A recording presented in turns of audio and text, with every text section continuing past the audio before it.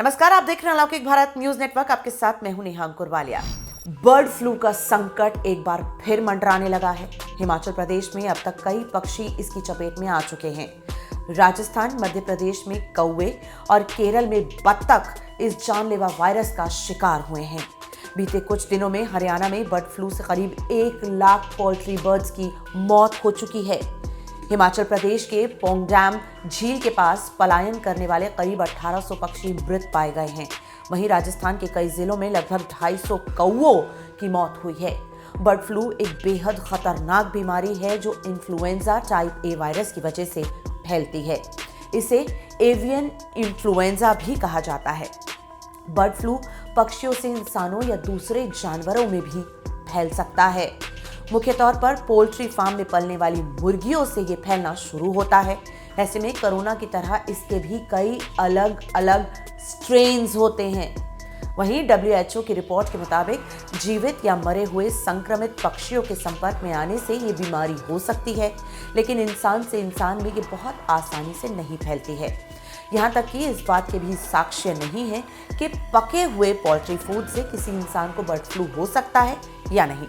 ये वायरस ताप के प्रति संवेदनशील है और कुकिंग टेम्परेचर में नष्ट भी हो जाता है।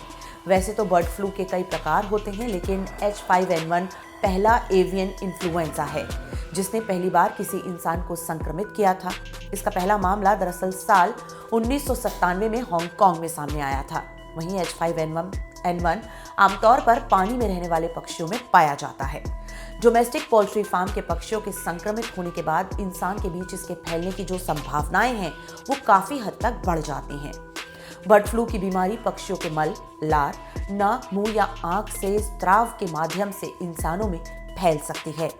हेल्थलाइन की एक रिपोर्ट के मुताबिक पक्षियों के पूरी तरह से पके हुए मांस या अंडे खाने से ये बीमारी लोगों के बीच नहीं फैलती है। इसके अलावा अधपका या कच्चा मांस और अंडा खाने से भी आप बर्ड फ्लू का शिकार हो सकते हैं। संक्रमित रोगियों की जांच या देखभाल करने वाले हेल्थ केयर वर्कर्स के नजदीक जाने से भी आपको बचना चाहिए।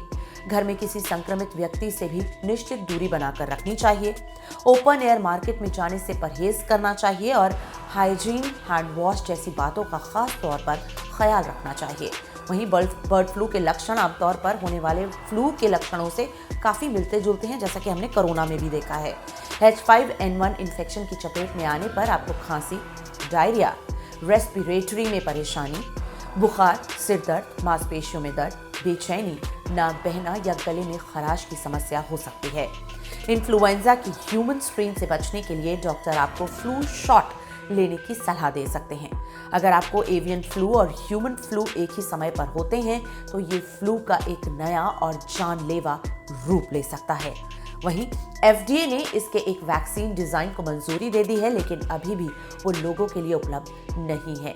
एक्सपर्ट कहते हैं कि H5N1 लोगों के बीच फैलने पर ही उसका इस्तेमाल किया जाएगा और ऐसे में अब बेहद सतर्क रहने की जरूरत है। इसी के साथ अभी फिलहाल इतना ही। देश और दुनिया की बाकी खबरों के लिए देखते रहिए ABNN।